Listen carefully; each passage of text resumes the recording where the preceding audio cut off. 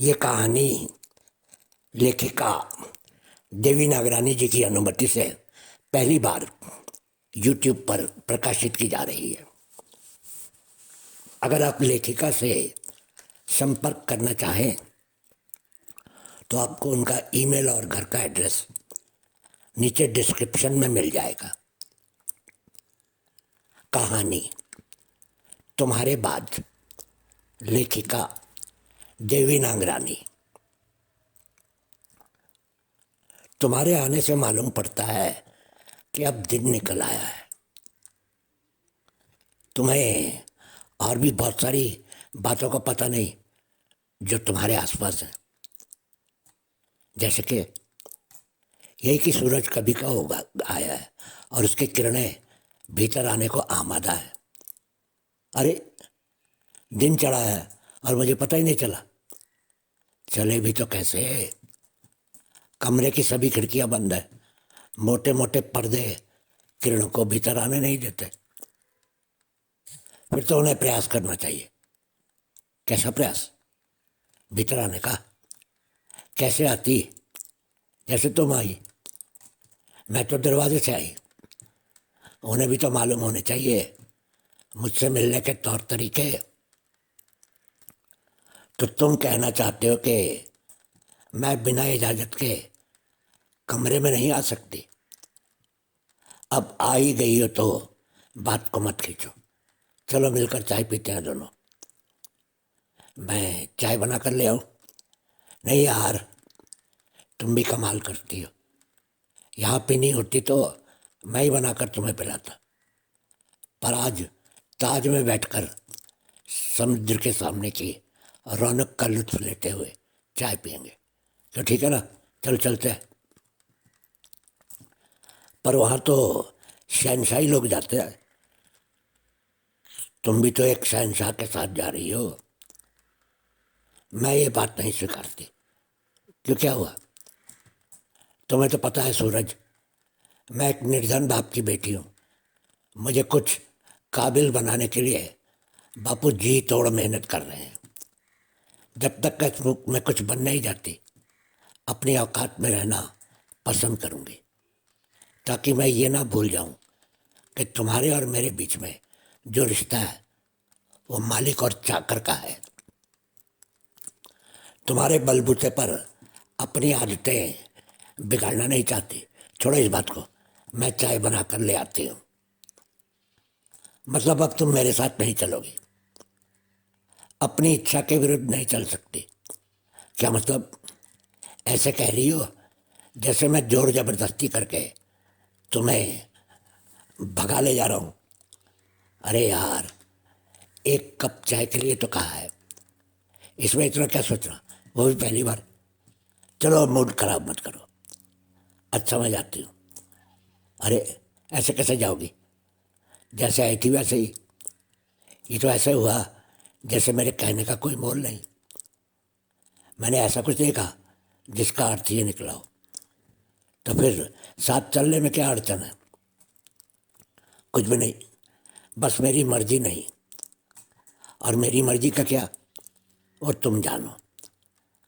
मतलब मेरे कहने और ना कहने के बीच में कोई अंतर नहीं है। अंतर है, वही तो कह रही हूँ। मैं एक साधारण माली की बेटी हूँ जो तुम्हारे दिए हुए पिछवाड़े के क्वार्टर में अपने पिता के साथ पिछले 8 सालों से रह रही हूँ।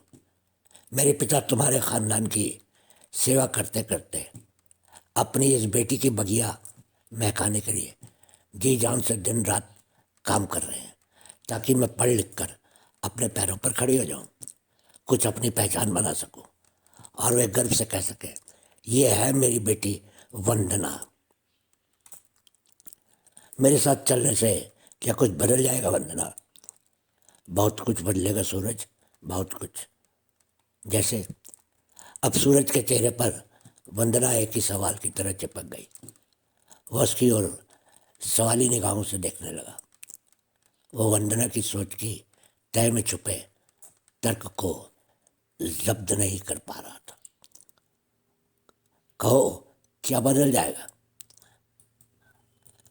सूरज, जरूरी नहीं है कि मैं तुम्हारी इस सोच में शामिल रह रहा हूँ और तुम्हारे हर सवाल का जवाब भी दूँ। मतलब यह कि आज तुम पूरी तरह से मेरी हर बात को अस्वीकार करके मेरी इच्छा को रौंद कर अपनी जीत का परचम फहराना चाहती हो। मेरा ऐसा कोई इरादा न था और ना है। हाँ, ये तय है कि मैं सिर्फ तुम्हारी मर्जी रखने के लिए कोई भी बात मान नहीं सकती जो मुझे ठीक नहीं लगती।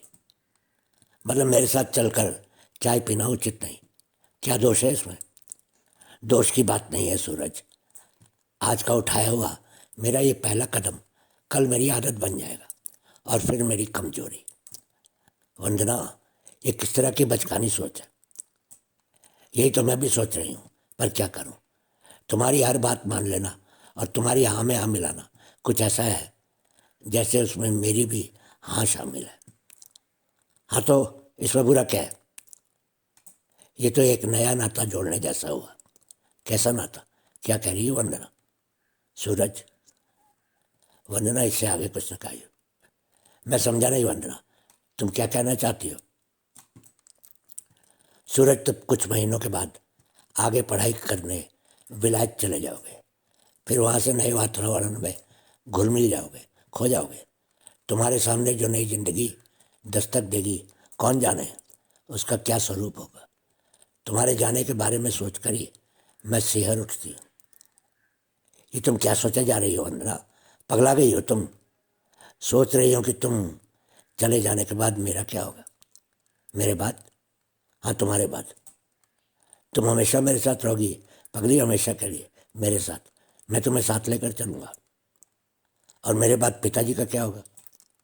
क्या होगा उन्हें? अब ये ना कहना कि वे भी तुम्हारे साथ चलेंगे। सूरज एक माली जो दिन रात जमीन में बीज बोकर खाद पानी देकर उन्हें सींचता है, वो ये उम्मीद भी रखता है कि उनके नए कोपल उगाए, वो नव अंकुर खिले, रंगों के निखार से मुस्कुराए और बगिया को पूरी तरह से महकाए। हाँ, तो मैं भी अपने बाबा के चमन का फूल हूँ। पता है, जब मैं रात को गहरी नींद में सोई हुई होती हूँ तब वे घंटों जाग कर मुझे देखते रहते हैं। कभी आंसू बहाते हैं तो कभी पोंछ लेते हैं। एक दिन अचानक मैं उठी तो वो मेरे सिराने बैठे मुझे देख रहे थे। पूछने पर भी इतना कहा, दिन भर तो डालियों पर खिले फूल देखता हूँ, उनके निखार पर फिदा होता हूँ और रात को अपने आंगन के फूल की सुगंध से खुद को सरोबार करता हूँ। हाँ, तो सूरज वो मेरे बाबा है जिन्होंने मुझे सींच सींच कर मुझसे एक ऐसा नाता जोड़ लिया है जैसे फूल का सुगंध से। अपने बागवान से दूर जाने के बाद मैं सोच भी नहीं सकती मेरे कारण उन्हें अगर कोई ठेस या ठोकर लगी तो वे कभी न सिमटने वाली स्थिति में बिखर जाएंगे। कहती जाओ सूरज, तुम समझ रहे हो ना मैं क्या कहना चाहती हूँ? हाँ हाँ सूरज, मेरी मजबूरी है, साथ में बाबा से जुड़ी कुछ जिम्मेदारी हैं जिनसे मैं कभी भी किसी भी हालत में मुंह नहीं मोड़ सकती। मेरी खातिर भी नहीं, नहीं तुम्हारी खातिर भी नहीं। मैं वो शाख हूँ जो उस पुराने पेड़ की जड़ों से जुड़ी हुई है। हम दोनों एक दूसरे का आधार हैं, एक दूसरे के बिना मुरझा जाएंगे। उनसे दूर जाने के ख्याल से ही तन मन और आत्मा में एक अनजाना डर महसूस करती हूँ। वंदना, तुम्हारे बिन मैं भी तो आधा अधूरा सब महसूस करता हूँ। अगर तुम मेरे जीवन से यूँ स्थगित हो गई तो मैं सूरज अब एक हारे हुए इंसान की तरह वंदना की ओर देने लगा। मैं कहीं नहीं जा रही, जहाँ छोड़कर जाओगे लौट कर वहीं पाओगे।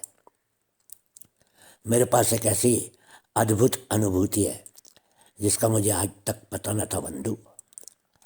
और भी बहुत कुछ है तुम्हारे आसपास जिसका तुम्हें पता नहीं। हो क्या?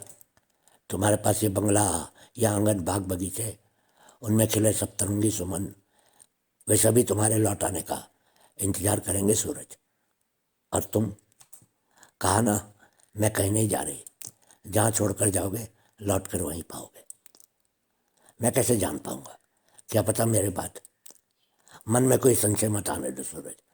मैं सूरज की किरण बनकर तुम्हारे दिल की दीवारों पर रोज दस्तक दिया करूंगी। ओ वंदना, अब मेरा मन बेईमान हो रहा है। जब तुम रात को गहरी नींद में सोई हुई रहो, मैं भी तुम्हारे बाबा की तरह घंटों जाग जाग कर तुम्हें देखता रहूं, कभी मुस्कुराऊं, कभी हंस दूं।